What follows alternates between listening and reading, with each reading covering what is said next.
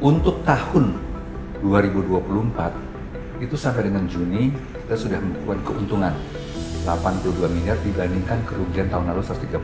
Kenapa tahun lalu terjadi kerugian, Pak? Karena waktu kita akuisisi MBZ, ya kita mendapat pinjaman dari BCA, Pak. Ya kan? Iya. Jadi kita harus membayar bunga. Tapi di tahun Desember 2023 kita lunasi semua.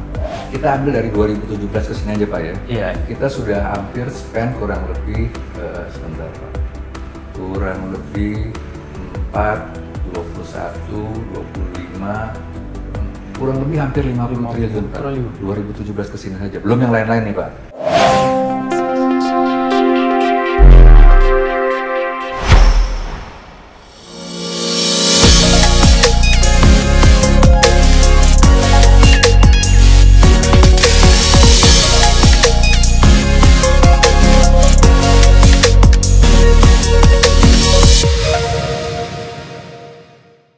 Tribuners, selamat datang di Capital bersama saya Dr. Pit. Capital merupakan program yang membahas tentang emiten saham, mulai dari geliat bisnis, kinerja, hingga success story. Hari ini saya cukup senang mendapat kesempatan untuk berbincang dengan Bapak Muhammad Ramdhani Basri, CEO PT Nusantara Infrastructure Tbk. Kalau di bursa saham lebih dikenal dengan nama Meta. Salam sehat Pak Dhani. Sama-sama, Pak Toyo. Ini Pak, 10 tahun terakhir ini, kalau boleh dibilang pemerintah ini kan menganak emaskan infrastruktur. Dan dari nama perusahaan yang Bapak kelola ini kan namanya dan Nusantara Infrastructure. Nah, ini bisa dijelaskan Pak, lingkup usahanya apa saja dan kenapa ada nama infrastruktur?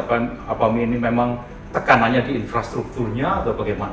Oke, baik Pak. Jadi saya mungkin kembali ke masa lalu ya Pak ya. Jadi awalnya kita lihat krisis ekonomi tahun 98. Kemudian kita melihat isu yang berkembang itu masalah-masalah politik Pak. Jadi kami itu berpikir pada satu saat akan ada bottleneck di mana investor akan masuk, tetapi problemnya adalah infrastruktur. Ya, infrastruktur itu ada dua, Pak.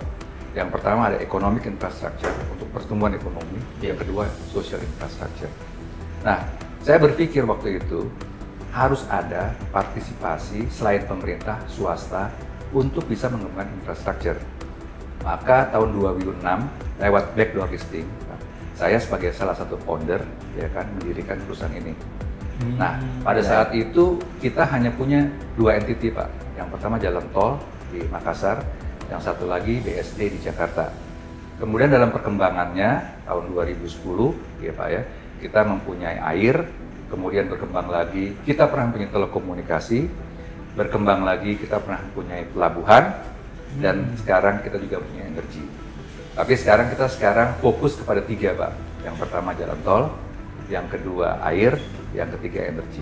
Nah, karena kita menganggap bahwa kebutuhan ini adalah untuk Indonesia, maka kita sebut namanya Nusantara Infrastructure. Jadi ini adalah satu perusahaan infrastruktur terintegrasi sebetulnya Pak. Ya. Ini Pak, menarik sekali kan selama ini infrastruktur itu dikuasai oleh pemerintah. Nah, mulai kapan ini terjadi pergeseran pemerintah mulai mengajak swasta untuk investasi di infrastruktur? Nah, ini kembali lagi bahwa pembangunan infrastruktur ini merupakan salah satu fondasi pertumbuhan ekonomi.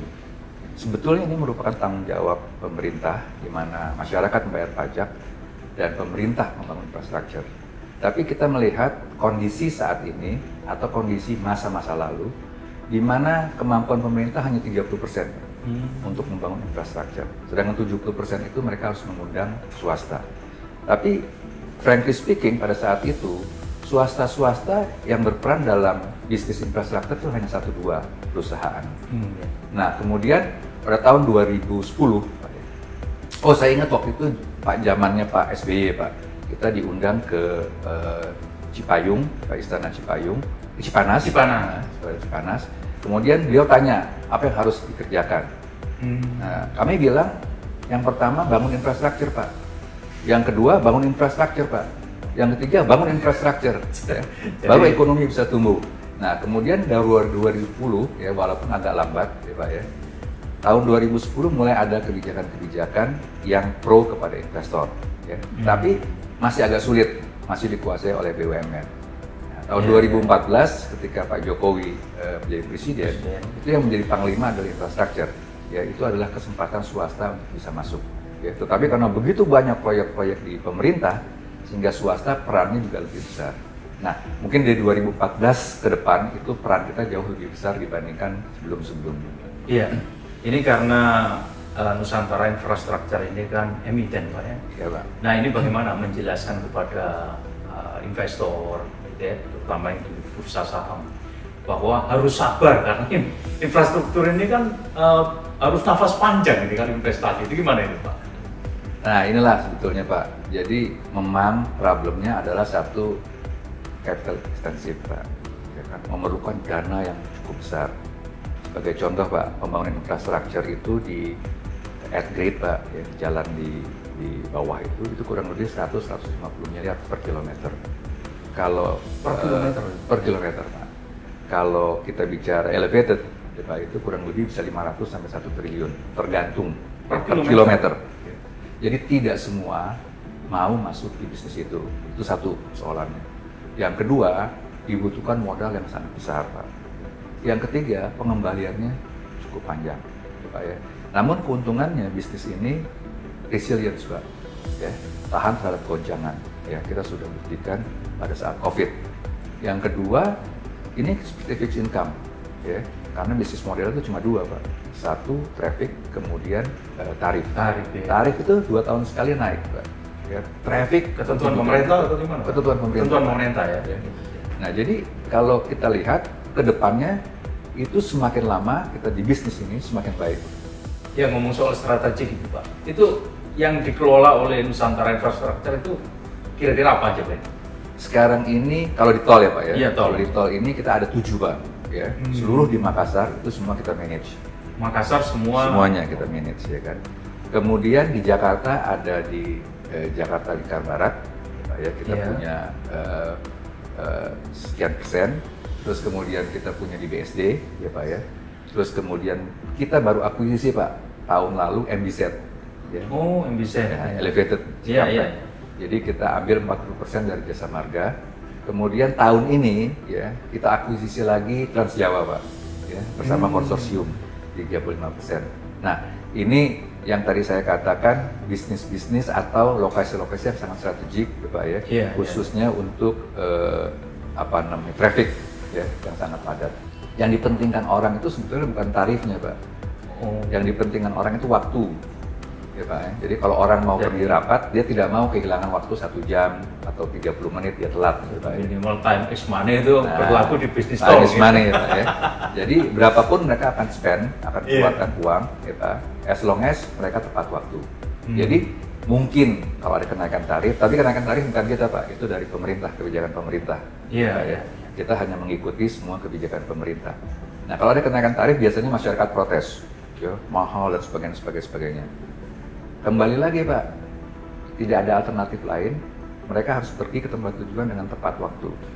Ya.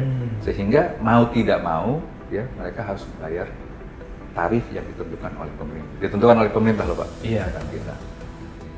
Kalau kita investasi, ya Pak ya, di toll road dengan quality yang bagus, ya, itu maintenance-nya rendah Pak. Ya.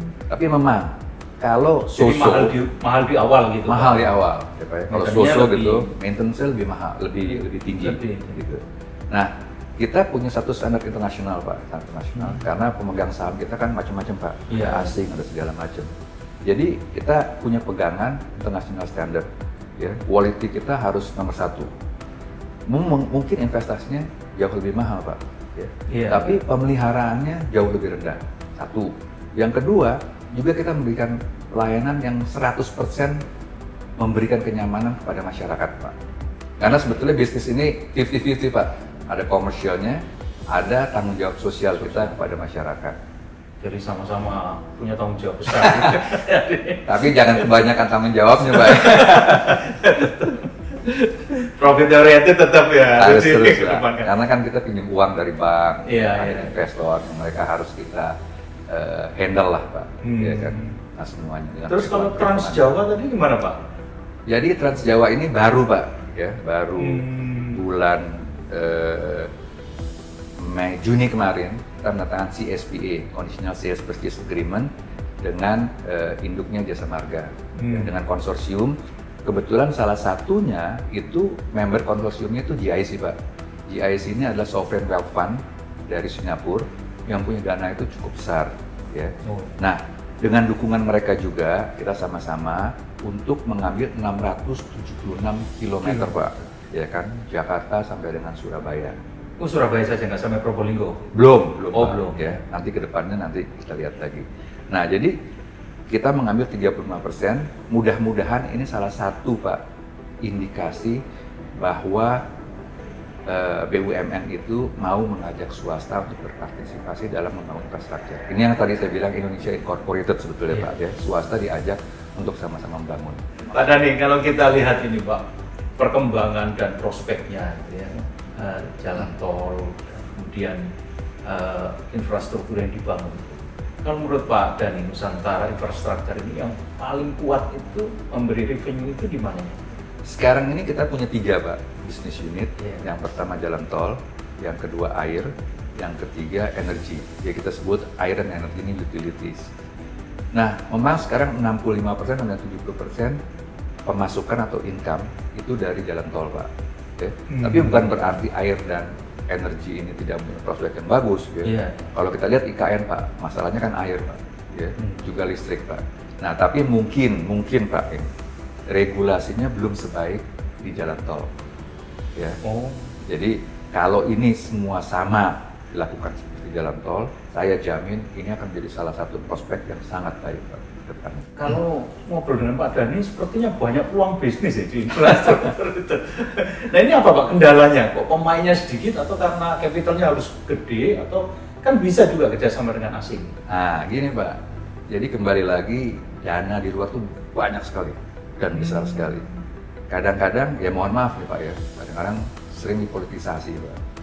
Infrastruktur ini kan sebetulnya kegunaannya untuk masyarakat luas Pak. Ya, siapapun yang membangun Pak, yang diuntungkan pertama adalah masyarakat. Yeah. Kita nih Pak investor atau operator itu masih ada risiko Pak. Tapi begitu kita bangun, kita buka, yang diuntungkan pertama adalah masyarakat. Jadi siapapun yang membangun sebetulnya nggak ada masalah. Sekarang uang yang banyak di luar itu bagaimana kita tarik ke sini Pak? Pertama memang regulasinya harus jelas, ya, komitmen dari pemerintah jelas. Yang tidak kalah penting Pak, asing itu melihat siapa partner yang kredibel Pak. Ya kan? Jadi tidak mudah, mereka punya uang, kalau mereka nggak punya partner yang kredibel, mereka takut Pak. Nah mohon maaf lagi nih Pak, saya di Indonesia ini banyak pengusaha-pengusaha kita yang nggak kredibel Pak. Nah ini harus kita bangun Pak. Maksudnya dalam bahasa kasar broker itu. Kurang lebih gitulah. Bukan saya ngomong loh Pak ya. Bukan saya ngomong. Nah artinya gimana? Artinya pemain-pemain besar Pak, kayak GIC, Sovereign Wealth Fund ini, mereka melihat Pak, siapa sponsornya, siapa partnernya. Nah ini sebetulnya yang harus ditumbuhkan ya, pengusaha-pengusaha yang genuine Pak. Ya, sehingga mereka ini bisa menarik asing-asing dengan nama-nama besar. Nah, jadi pertanyaannya adalah apakah dana? Bukan Pak. Ya, masalahnya tadi selama bisnis itu visible, manajemennya transparan, sponsornya bagus, partnernya bagus, aturan mainnya baik, itu dana akan masuk Pak. Pak Dhani, kita lanjutkan terkait dengan bagaimana kinerja keuangan Pak. Kalau tadi secara dari sisi peluang sudah sangat besar dan saya kira investor akan memperhatikan dan akan berbondong-bondong tertarik melihat saham Meta ini. Nah ini bagaimana tentang kinerja keuangannya itu? Oke, jadi kita ini punya satu visi misi untuk tumbuh dulu Pak, ada 2 Pak ya. Oh ya. Yang pertama itu bisa kita ini tidak tumbuh, tetapi membagikan dividen. Iya ya. Tapi kebijakan kita tumbuh Pak. Jadi sejak 2017 itu kita membangun beberapa proyek. Yang pertama Petarani membutuhkan capital Pak. Kemudian kita membangun perbaikan BSD membutuhkan capital. Iya. 2 tahun yang lalu ya kita mengakuisisi MBZ itu membutuhkan modal 4 triliun lebih Pak, 4,3 triliun, 40%. Iya. Ya kan. Kemudian kita baru lagi mengakuisisi Trans Jawa Pak, ya, relatif besar. Saya belum sebut karena ini belum SPA Pak. 38%. 35%. 35%. 35%. Nah, tetapi juga kita mengundang pihak investor, ya Pak, ya, Iya. sehingga terjadi dilusi di saham Nusantara di anak perusahaan Mun, Pak, sehingga tidak terkonsolidasi secara penuh. Nah, untuk tahun 2024 itu sampai dengan Juni kita sudah melakukan keuntungan 82 miliar dibandingkan kerugian tahun lalu 138. Kenapa tahun lalu terjadi kerugian Pak? Karena waktu kita akuisisi MBZ, ya, kita mendapat pinjaman dari BCA Pak. Ya kan? Iya. Jadi kita harus membayar bunga. Tapi Iya. di tahun Desember 2023 kita lunasi semua, ya Pak ya. Sehingga 2024 full, ya, itu utang waktu kita akuisisi itu sudah terbayar penuh, ya. Sehingga kita membukukan keuntungan pada bulan Juni ini 82 miliar. Nah, sekarang kalau kita lihat kenaikannya itu kurang lebih 7,11% Pak, ya, dibandingkan dengan tahun 2023. 7,1%. 1%, ya, dibandingkan dengan 2003. Nah, secara pendapatan tahun 2024 ini itu kurang lebih sekarang tidak konsolidasi Pak ya, Iya. itu kurang lebih 785 miliar, ya, di mana pendapatan terbesar itu masih dari jalan tol.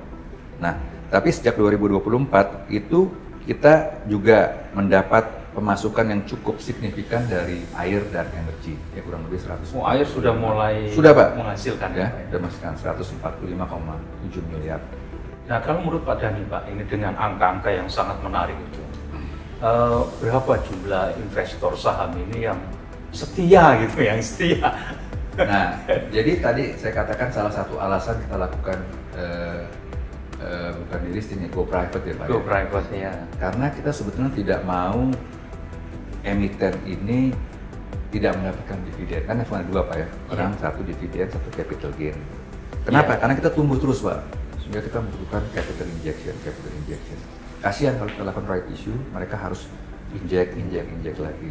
Jadi kita mengundang sifatnya institusi dibandingkan retail Pak, ya kan? Jadi lebih fokus ke institusi. Gitu Institusi, ya kan? Karena mereka holding powernya cukup kuat dan cukup lama itu Pak. Nah, setelah kita undang, kita go private Pak. Kita go private, kita besarkan dulu. Kuenya itu ya? Kuenya dulu. Dan pundi-pundi uangnya itu. Betul, ya kan? Jadi aset kita sekarang ada 7 Pak, untuk tol, iya, iya. air, kemudian ada energi, ya. Tapi waktu kita go private, tadinya kita tuh pemegang sahamnya kurang lebih ada 12.000 sampai 13.000 Pak. Iya. Setelah kita go private Pak, masih ada 4.000-an, 5.000-an yang tidak mau Melepas. menjual sahamnya. Jadi masih setia ya? Masih setia. Meskipun dalam kondisi tidur gitu. Nah, itu. Jadi istilahnya perusahaan publik yang tidak listing gitu Pak. Ya. Tapi ya masih ada 4.000-an Pak. Gitu. Dan mereka sudah ditawarkan beberapa kali, masih belum mau Melepas menjual sahamnya juga Pak. Oh, Ya itu orang-orang situasinya, setia. kondisinya lah. Ini Pak, investor ini perlu juga tambahan edukasi. Edukasi, Pak Dhani perlu menjelaskan dalam 5 tahun, 10 tahun, 15 tahun itu bagaimana ini? Kalau misalkan seorang investor pemula, kan sekarang saham itu kabarnya banyak dikuasai oleh Gen Z, gitu, milenial, dan mereka berpikirnya ya seperti trading forex, beli pagi sore dijual kan gitu. Nah sementara kalau kita lihat saham infrastruktur ini kan harus nafas panjang gitu ya. Saya lihat investor-investor yang sukses itu memang butuh waktu panjang. Nah, ini bagaimana? 5 tahun pertama itu kalau Nusantara Infrastructure itu akan memberi harapan apa? Kemudian 10 tahun seperti apa? 15 tahun seperti apa gitu? Mungkin yang perlu dilihat satu fundamental ya Pak ya. Iya. Fundamental. Jadi laporan keuangan itu harus dianalisa oleh investor yang mau masuk. Tapi memang saham-saham yang fundamentalnya kuat itu tidak ada market makernya biasanya Pak. Secara otomatis itu berjalan sesuai dengan apa yang ada di market. Gitu. Alami gitu ya, Pak. Ya. Jadi supply dan demand gitu Pak ya. Nah jadi pertama mungkin yang harus dilihat oleh para investor fundamental perusahaan seperti apa. Iya. Prospeknya seperti apa, ya kan? Yang kita beli ini future Pak. Ya, kalau di saham ini bukan hari ini, kita beli ke depannya seperti apa. Nah kalau kita bilang kedepannya seperti apa, berarti kita harus punya holding power. Jadi nggak bisa beli pagi, jual sore gitu Pak ya. Nah, itu tadi saya bilang, kalau komoditi mungkin bisa Pak, ya harganya naik, harganya turun, ya mereka bisa main di sana. Tapi kalau infrastruktur dalam perkembangannya itu agak sulit, ya mereka paling tidak harus hold, ya sekian lama. Nah, kalau nanti aset kita sudah besar Pak ya, 5 tahun, kita bilanglah 5 tahun ke depan. Sekarang kita ini punya jalan tol yang kita baru ambil MBZ, itu memberikan kontribusi cukup besar, Trans Jawa, ya Pak ya. Yang akan kita bangun lagi nanti Cikunir Rojami Pak. Oh iya. Ya, itu Nusantara Infrastruktur juga. Ya, ya kita majority itu 21 km. Total investasinya 21 triliun Pak. Ya, kembali lagi tadi saya katakan. 1 triliun. Iya, kurang lebih Pak, karena di tengah kota Pak. Iya. Di atas TB Simatupang. Nah, itu trafficnya juga luar biasa Pak. Kemudian yang harus juga mereka perhatikan ya, pemula-pemula dan sebagainya, itu jangan spekulatif Pak. Spekulatif tadi dengar ini dengar itu, saham ini saham itu beli, terus kemudian maksudnya jangan terpengaruh isu gitu. Isu ya. Paling tidak harus dianalisa, ya kan? Analisanya seperti ini fundamentalnya. Pertanyaannya, perusahaan-perusahaan yang fundamentalnya kuat tidak secepat perusahaan-perusahaan yang istilahnya gorengan gitu Pak. Iya. Tapi tadi aman, ya bisa tidur nyenyak lah. Artinya sejelek-jeleknya dia tidak akan drop sampai harganya itu di bawah sekali. Iya. Satu. Dan juga dia mesti lihat manajemen Pak, ya manajemen pemegang sahamnya. Nah ini juga mereka harus perhatikan, Iya. gitu, ya. Karena credibility, trust itu perlu Pak. Jadi ini holdingnya itu membangun trust juga kinerjanya gitu. Harus Pak. Ini seperti kalau orang agama kan dibilang yang dipercaya kan, Nabi Muhammad kan yang dipercaya kan Pak ya, sehingga dia bisa menjalankan bisnisnya dengan besar. Jadi kembali lagi kita harus memberikan kontribusi yang baik ke masyarakat, stakeholder kita, ke bank dan sebagainya ya. Itu harus kita lakukan dengan baik. Nah, kita juga punya program-program CSR Pak ya. Rumah pintar, terus kampung bersih, ya itu kita lakukan untuk memberikan kontribusi yang baik kepada masyarakat. Dan itu di sekitar jalan tol atau bagaimana? Sekitar jalan tol Pak, dan udah mendapat beberapa penghargaan, beberapa kali setiap tahun kita dapat Pak. Emang ada gangguan gitu Pak? Orang-orang sekitar jalan tol? Kita lebih mengedukasi mereka Pak, ya misalnya sampah, kita bikin bank sampah, sehingga mereka tidak buang sampah semaunya, yang mereka taruh kita kasih uang, nanti kita olah dan sebagainya. Jadi masih ada pemikiran jalan itu sebagai tempat sampah terpanjang di dunia? Banyak Pak. Banyak Pak. Nah jadi tadi kita harus selain berpikir tentang tadi kontribusi masyarakat, juga kita harus mendidik masyarakat Pak. Ya. Manajemen Pak, itu harus bisa dipercaya Pak oleh bank, institusi keuangan, terus kemudian tadi pelayanan sebagainya. Nah kalau itu tercipta Pak, ya kan, kalau saya sebagai investor nih, yang mau retail atau apa, itu nggak usah takut Pak, aman. Ya. Jadi mesti kita lihat siapa manajemen yang mengelola perusahaan ini, siapa sponsor atau pemegang saham yang memiliki perusahaan ini. Nah itu tuh paling penting Pak. Nah ini Pak, Nusantara Infrastruktur ini kan dinaungi oleh Salim Group. Itu punya pengaruh besar nggak Pak untuk mendapatkan funding dari luar atau di Indonesia juga gitu, gimana itu? Nah, jadi ini pertanyaan yang bagus nih Pak. Publik tahu ini bahwa Nusantara ada Salim nih kuat. Jadi pertanyaan bagus Pak. Jadi kembali lagi, pengusaha itu harus kredibel Pak, trust. Pak, ya. Jadi investor atau financial institution itu yang pertama dilihat siapa sih orangnya. Kalau Bapak cacat Pak, ya, cacat dalam hal keuangan segala macam. Walaupun bisnisnya bagus Pak, dia takut Pak, ya kan. Tapi kalau Bapak sebut ya, nama A, namanya harum bagus, itu red carpet Pak. Bahkan dia bilang oke lah, kolateralnya nanti aja. Tapi saya percaya sama orang ini. Kalau di bank tuh ada 5C Pak ya, ada credible, ada karakter segala macam. Itu dilihat Pak. Iya. Nah jadi tadi pertanyaannya, nama ini bagus atau tidak? Kalau Bapak sebut ke institusi keuangan, mereka akan respect Pak. Di dalam negeri maupun luar negeri. Dalam negeri maupun luar negeri. Nah, kalau di infrastruktur, kalau kita hanya kuat di local bank, ya Pak, nggak akan mampu Pak. Nggak mampu, meskipun konsorsium itu? Nggak mampu Pak, karena investasinya besar sekali. Kebutuhan negara ini untuk infrastruktur besar. Karena itu kita harus membangun aliansi juga dengan institusi keuangan maupun strategik investor dari luar. Nah, salah satunya contoh Pak, GIC masuk ke kita. Itu sebetulnya hal yang luar biasa Pak. Karena sovereign wealth fund itu sangat-sangat kritis Pak. Banyak hal yang dia ingin supaya bisa masuk ke satu perusahaan seperti ini gitu Pak. Nah jadi kita di manajemen juga merupakan satu kebanggaan Pak, bisa mengundang mereka. Untuk pemerintah juga satu kebanggaan sebetulnya Pak. Ya kan? Itu kan sebetulnya fundnya pemerintah Singapura Pak, yang bisa masuk ke kami Pak, ke swasta gitu. Kalau boleh tahu nih Pak Dhani, dana yang berputar di luar yang Pak Dhani sampaikan itu banyak sekali, itu ada nggak yang syariah gitu Pak? Kan lagi tren nih di sini negara-negara syariah gitu. Syariah itu yang paling terkenal itu justru di London Pak. Ya, luar biasa Pak, besarnya. Tapi saya nggak tahu Pak ya, mungkin menjalankannya agak berbeda Pak. Oh gitu. Bukan di Saudi malah Pak. Bukan. Karena orang Saudi itu taruh uangnya semua di sana Pak. Ya. Jadi di manage di sana gitu Pak. Iya. Nah jadi kita pernah melakukan itu ya. Jadi dengan salah satu investor dari Malaysia. Ya, oh iya. Nah, syariah. Jadi kembali lagi. Untuk investasi apa ini? Jalan tol apa air? Itu mereka masuk, saya lupa persentasenya, tapi di salah satu subholding jalan tol kita. Oh jalan tol. Jalan tol kita. Nah jadi kembali lagi Pak tadi, institusi keuangan itu banyak sekali.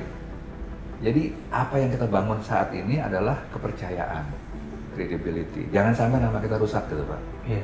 Iya kan? Nah kalau namanya bagus tadi, wah itu kita ngomongnya gampang Pak.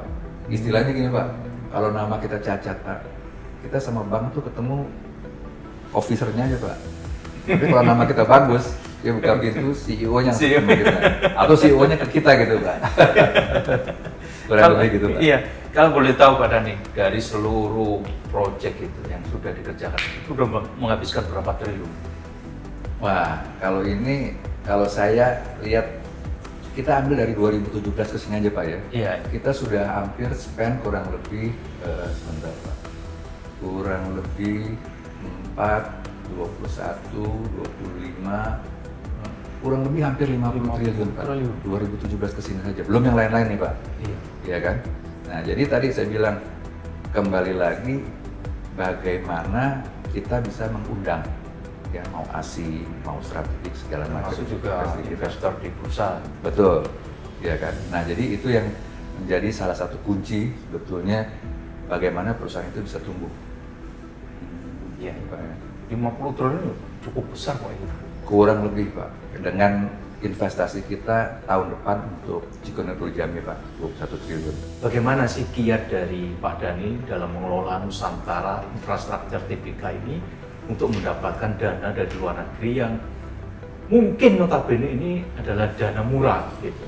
Tadi udah kita singgung dana syariah.